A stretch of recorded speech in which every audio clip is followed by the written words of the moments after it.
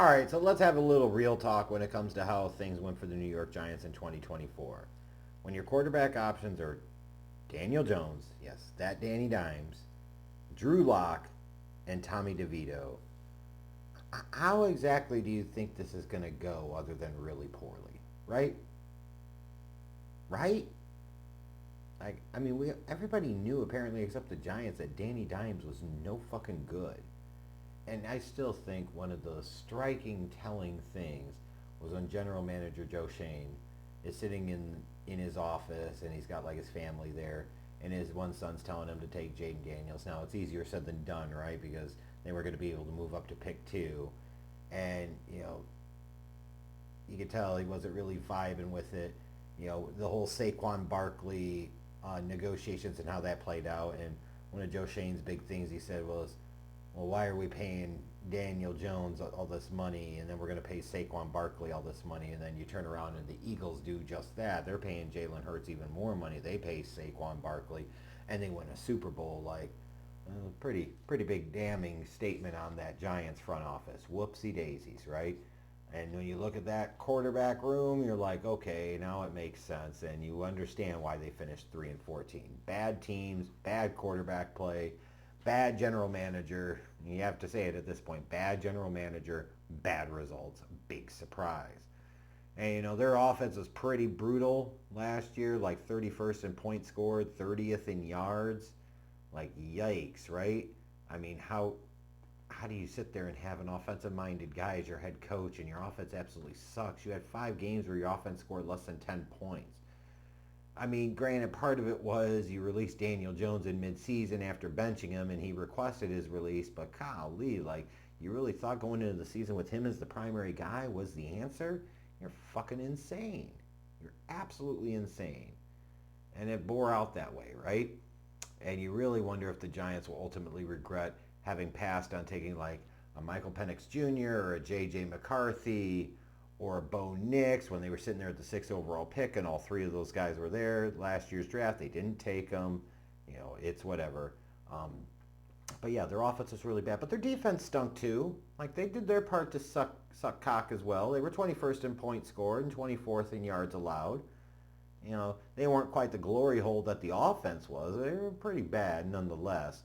So what you had was just a bad football team that played bad football and ended up with a really, really bad record. So there you go. But if you try to look for positives, and as much as anything else in life, it is important to try and look in the positives in even really bad situations, because sometimes there can be shining beacons of light. There can be positive aspects to grab onto. That 2024 draft class for the Giants, I think, was a big positive. Malik Neighbors, who they did take 6 overall, he's a stud. He shined in a shithole last year, let's be clear. You look at that scrub-ass quarterback room, and he had, over 1,200 yards receiving? Like, he was the real deal. He was as advertised. Tyrone Tracy was a 5th-round pick, but he certainly outplayed his draft slot, took over the starting role from Devin Singletary. He never really had a shot, apparently. Became the team's feature back and is going to be so again, at least it looks like, here in 2025. And then you look at the secondary, 3rd-round pick Drew Phillips, 2nd-round pick Tyler Nubin should be cornerstones of their secondary for several years to come. And in particular, Drew Phillips had a really, really good year as their nickel corner. So when you're trying to say, like, hey, where's your reason for optimism, where's your reason for hope, you put together a couple more draft classes like that, and things will start to turn around really, really quickly. And it was a busy offseason for the Giants, and not a big surprise when you talk about a team that's 3-14. They signed Russell Wilson and Jameis Winston. They said, by God, we're going to have better options at the quarterback position even before you get to the draft. And they certainly did that, right? Like, I still think Russ is somewhat washed, and Jameis is fun, and he's quotable, and he's memeable, but, he's a reckless quarterback, let's be clear. It's fun to watch him sometimes. You never know what the fuck can happen, but that's part of the problem. You never know what the fuck can happen. But certainly when you compare those two to Daniel Jones, Drew Lock, and Tommy DeVito, like, what the fuck are we even talking about here? They certainly upgraded at the quarterback position. They signed Javon Holland to add to their secondary along with Paulson Adebo. They put big money into those 2 guys, hoping they'll help beef up that defense, as with Roy Robertson Harris. Got him starting on the defensive front next to Dexter Lawrence. Again, a team that needed to go out and add some pieces. It wasn't like they were going to change everything in one off season, nor did they necessarily have the cap flexibility to be able to do so, but they tried to do something at least. Uh, but for a team that this bad, the quickest way to get better, frankly, in a meaningful, substantive, and sustainable way is through the NFL draft. And you look at last year's draft class, that went really well. Well, this year at pick number 3, they're sitting there, do you take a quarterback? Do you go somewhere else? They just kept it cool and they said, we're going to take Abdul Carter. We think he's the best player available in this draft and we'll fucking figure it out later. He was one of the few marquee names in this draft, one of the few marquee talents in this draft. You got to take him and figure out the rest. You could say it certainly wasn't a top need of theirs, and it wasn't, but frankly, when you talk about a team whose offense sucked really badly and their defense sucked bad too, they had needs every fucking where. So go get the best player and, again, figure it out later. They bounced back up into round 1 to take Jackson Dart, so they did take the young quarterback after all, put him in a quarterback room with Russell Wilson and Jameis Winston, worse situations for him to be in. Drafted Darius Alexander, who I think they would presume at some point will become a starter on the defensive line, and then Cam Skadaboo, at a minimum is going to be a high-level kind of role-playing change of pace back. Could certainly in the future threaten Tyrone Tracy at that starting running back spot.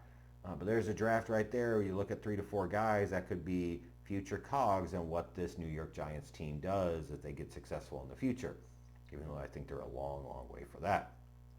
In terms of this roster and how they're constructed, what are the biggest strengths that they have? I think you got to start with the pass rush, right? You already had Brian Burns, Kayvon Thibodeau, who was a top 5 pick a few years ago, and now you add Abdul Carter into the mix. If nothing else, especially if these 3 guys are going to be on the field at the same time, I don't know if you want to call it the subway package, NASCAR package, whatever the hell you want to call it, but those guys and their ability to get after the quarterback, that should be a lot of fun to watch and will be something that opposing offenses and offensive coordinators and head coach are going to be worried about. They're going to have to game plan and scheme around this is a Giants team that, unless something goes tragically wrong, should be able to get after the quarterback and get after it pretty proficiently. You've also got Dexter Lawrence as the anchor of the middle of that defense. Like, he's a stud. Now you have him in the mix along with these 3 pass rushing options. I think that secondary, should be improved. They invested money there with Javon Holland and Paulson Adebo.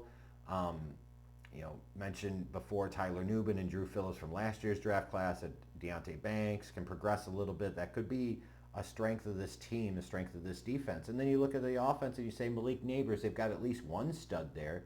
They've got at least one guy they can hold up and be proud of and say, this is a guy that can make opposing teams have to think about things, make them change what they do. But there's still a lot of question marks on this team. Their offensive line, like, will Andrew Thomas stay healthy? Is anybody else worth a shit? It's a fair question. The receiving core after Neighbors, like, oh boy, you bring back Darius Slayton. Like, who else they fucking got, realistically? And then you got quarterback, right? Like, to me, I'm sorry. I'm looking at this situation, and I think it's insane if you're going to be starting Russell Wilson week 1. The fuck are we doing here? That does nothing for your long-term position. You drafted Jackson Dart. You allowed a potentially lame duck general manager and head coach to make this move. Then you need to let them ride or die and sink or swim with that move. And you need to find out what Jackson Dart has. And you're going to hear those that'll say, well, you can't throw him into the fire too soon. The Commanders were just fine when they threw Jaron Daniels into the fire. They were. The Denver Broncos were just fine when they threw Bo Nix into the fire. The Bears were not fine when they threw Caleb Williams into the fire, but that's for a variety of different reasons, right? But when you look at them, like, this season should be about Jackson Dart and his development, not him sitting on the bench and watching. That's stupid. Anyways, lots of question marks here, right? Looking at this team and their schedule, looking at the start, the first 2 weeks, 2 road games in the division against Washington and Dallas. If the Giants can even win one of those games, that'd be a whole lot better starting 1-1 for them instead of 0-2, and having one of those wins come in the division, like, could build a little confidence for this Giants team. Maybe they start to play ahead of their skis, a little bit above their actual ceiling. And then you look at week 6 through 9, you host Philadelphia, go to Denver, go to Philadelphia again, host San Francisco. So in that 4-week stretch, you've got 2 divisional games against the defending Super Bowl champions. How will they show up? The Broncos were a playoff team last year. The 49ers were a bit of a disappointment. They still certainly a talented team. Like that's a stretch right there. Like, do the Giants go 0-4, and is that when the wheels fall off, or can they find a way to win a game there, or maybe even win two games, and all of a sudden, start to be a little more competitive and relevant? Um, Even if they are relatively competitive, it comes down to those last few weeks. They've got three of their last four at home, which certainly is a good thing. Washington at home, the Minnesota at home, then they got to travel to Vegas to take on the Raiders, and they come back week 18 to host the Cowboys to close it out. A couple of divisional games, three of their last four at home. Who knows? I will say this for the Giants. They will be better at quarterback this year than they were last year. They will be more exciting as a team. You get another year of Malik Neighbors with slightly a better quarterback play at a minimum. Um, Team that's added, Abdul Carter into that pass rushing mix with Burns and Thibodeau. Like, you're talking about a really exciting trio to watch there. Like, the Giants should be a little more fun to watch. I just don't know that they're going to be any good. I still don't think they're very good. So they might win 5 games. They could win 6. But I'm sorry, like, when you look at this division, it's just hard for me to see them digging out of that last place position this year.